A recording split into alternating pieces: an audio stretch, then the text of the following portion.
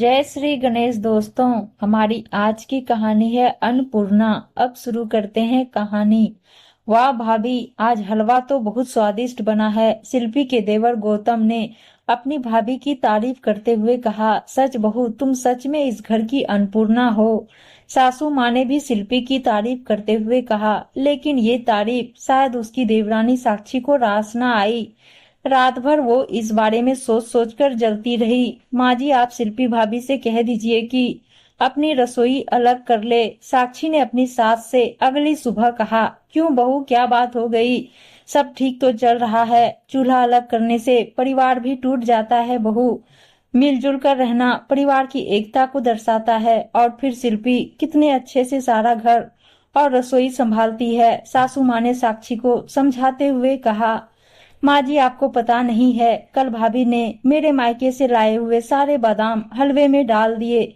साक्षी ने बताया। लेकिन हलवा तो सभी ने खाया था ना। सासू माँ ने फिर बात संभालने की कोशिश की। माँ जी, हम तो सिर्फ 3 ही लोग हैं, लेकिन भाभी के परिवार में 5 लोग हैं। हमारा खर्चा उनसे कम है, फिर भी हमें बराबर पैसे देने होते हैं। साक्षी के मुंह से असली बात निकल ही गई। ओ, तो ये बात है, इसीलिए तुम रसोई अलग करना चाहती हो। ठीक है बहू, जैसी तुम्हारी मर्जी। रोज के कलेश से तो अलग होना ही बेहतर है, लेकिन बाद में पछताना मत, क्योंकि धागा एक बार टूट जाए तो फिर जोड़ने पर गांठ पड़ जाती है। सासू माँ ने साक्षी को अवगत कराने की कोशिश की, लेकिन साक्षी को तो बस धुन सवार थी अलग होने की। जब सासू माँ ने बड़ी बहू शिल्पी से कहा तो उसे झटका लगा। आखिर इतने सालों से वो सारा घर और रसोई संभाल रही थी। सबके लिए खाना बनाने और खिलाने में उसे आत्मसंतुष्ट मिलती थी। लेकिन उसने बिना किसी बहस के अपनी रसोई अलग कर ली, क्योंकि वो घर में शांति बनाए रखना चाहती थी।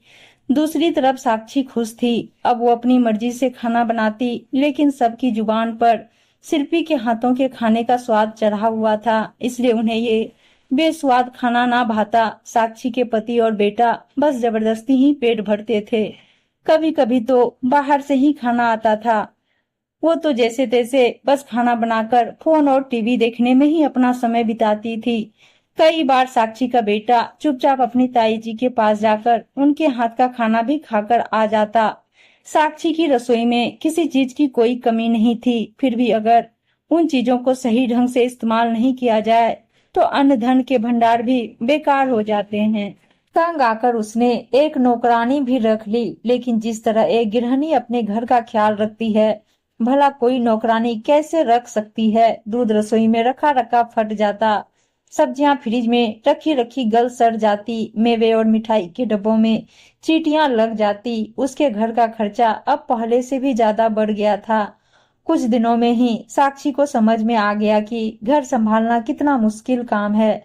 दूसरी तरफ शिल्पी अपनी रसोई व्यवस्थित रखती थी। थोड़े राशन में भी वो परिवार को स्वादिष्ट और पौष्टिक खाना खिलाती थी। अब साक्षी अपने फैसले पर पछता रही थी, लेकिन कोई उपाय नहीं था। उसकी हालत देखकर सासू माँ ने उससे कहा, बहू देखा, बिना अन्नपूर्णा के अन्न किसी काम का नहीं है। सच ही तो कहा था उन्होंने, एक अच्छी गृहिणी ही अपने घर को स्वर्ग बनाती है। अगर चीजों को सही ढंग से इस्तेमाल नहीं किया जाए तो चाहे कितना भी सामान हो, वो बर्बाद हो जाएगा। साक्षी को अपनी गलती का एहसास हो गया था। उसने सबसे माफी मांगी और फिर से अपनी रसोई एक कर ली।